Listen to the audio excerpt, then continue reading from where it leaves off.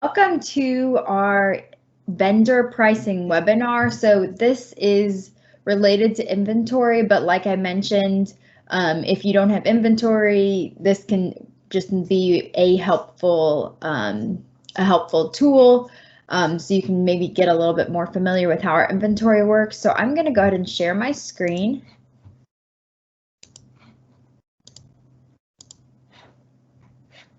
And so there's a couple different ways to get to the inventory and pricing. And as I mentioned in our announcements, this helps cover situations where you might have a certain slab and then obviously different vendors, they may have different dimensions or different costs. And so this is pretty important, both in obviously doing a fabrication layout and in making sure that you're accurately tracking your costs. So there are two different ways to get to vendor pricing. We'll start with the vendor tab, and I'm going to go over to the tasks menu. So that's the button that has the checks and lines. And then I'm going to click SKU pricing. So this pulls up our vendor SKUs workspace. And up at the very top, I can pick my vendor, and then I can click my SKU class.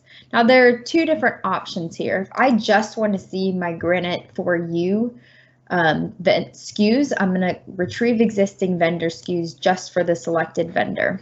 And this is our demo account, so these are obviously made up and it's not complete, but we have these default values. So when you first set up your account, you may have an idea of kind of the general default length, depth, and cost.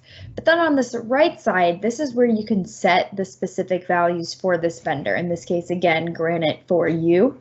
And anytime you see pink, that means it differs from the default. So I can go through here, and so if I change this to 120 by 55, and we'll keep that. We can see now all of these differ from the default. So this is just a quick reference to tell the differences between what you've said your vendor is charging and what is the default.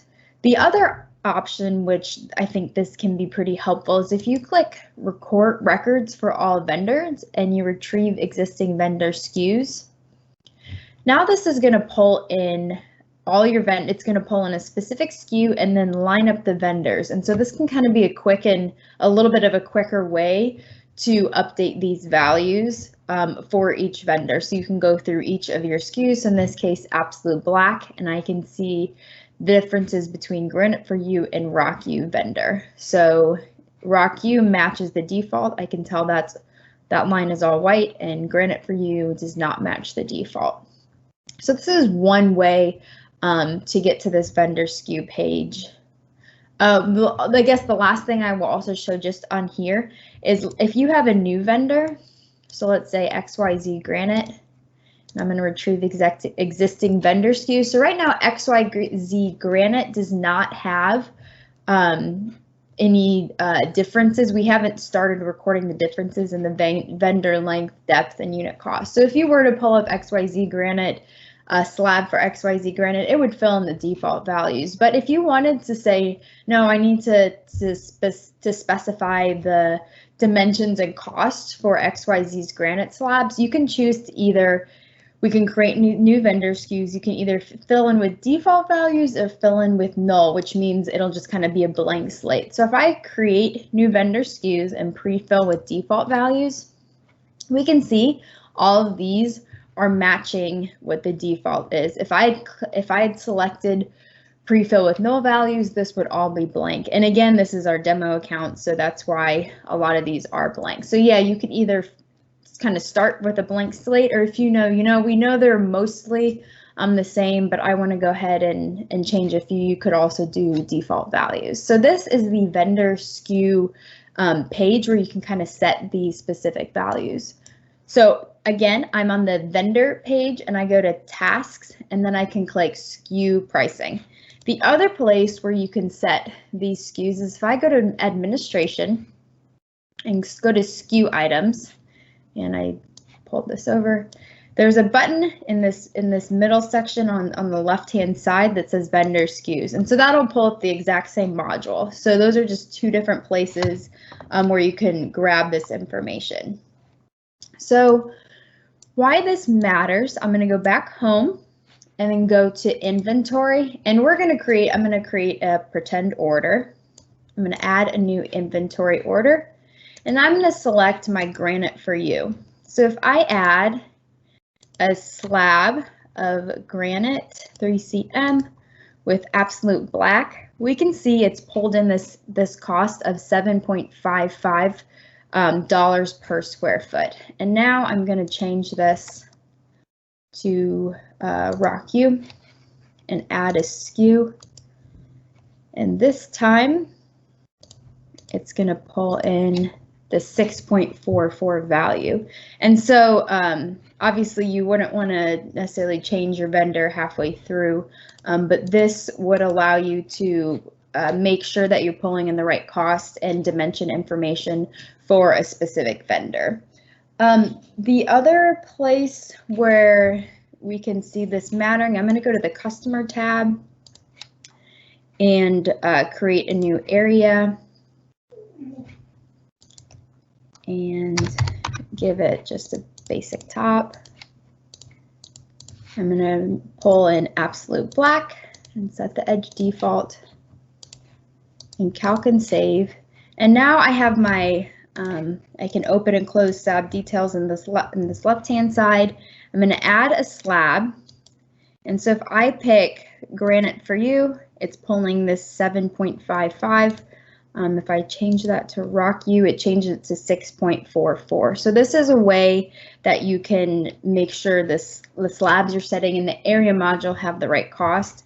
And then if we needed 2 different slabs, I calc and save, I can always create a purchase order from this page. Or so now I've created a new order.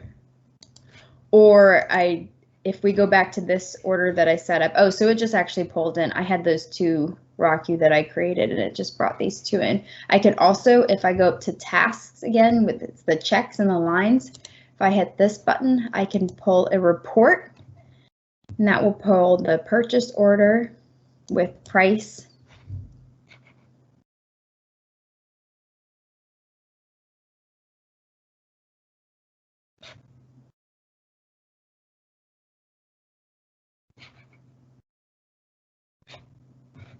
It's being a little slow.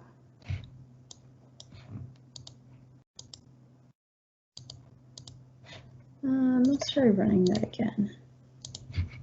If I pull, oh no, it's frozen up. Here, I'm gonna go out and come back in and run that report again. But basically we can see on that purchase order that it has the right price for the specific vendor. Let's go back into my inventory module and go to this rock U order and pull down. Now I can see my slabs, and let's run that again. Purchase order with price. Okay, so this was, we were doing our test, but down here we have this rock U price, and up here that was for that other granite for you vendor. And so then you could print out your purchase order. The last thing I'll cover is, you may know, I'm going to go back to the administration, you may know that your default vendor for a certain class, like maybe all your Decton comes from a certain vendor. You can, in this SKU items page, if you go up to this top left section, SKU classes, if you select your specific class, you can scroll to the right and select a specific vendor. So just to show what that looks, if I have granite 3cm, if I set that as granite for you, so now I've set the default vendor for granite 3cm to granite for you. If I go back into my customer page, and I'll go back to that little customer E&D test and refresh, and then if I refresh, open slab details, I may have to come back and go back in. I'm going to hope this, yeah, now we can see when you add a slab, it's automatically going to pull in your granite for you vendor, which was that higher cost. So if you know certain vendors, or if you know certain materials always have the same vendor, you can set that, and that's just, one less click. So let me look at my notes.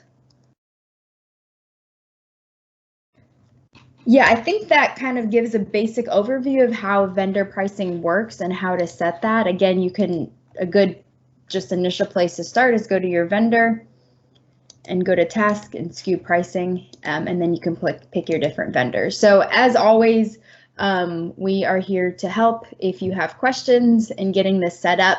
But we'll go ahead and open it up for questions. If anyone has a question, you can either, if you want, you can unmute yourself, or you can also use the chat box to ask a question there. And then, of course, as I've mentioned, you can always email us if a question comes up the minute we hang up, and I will post this tomorrow. So yeah, anyone have any questions?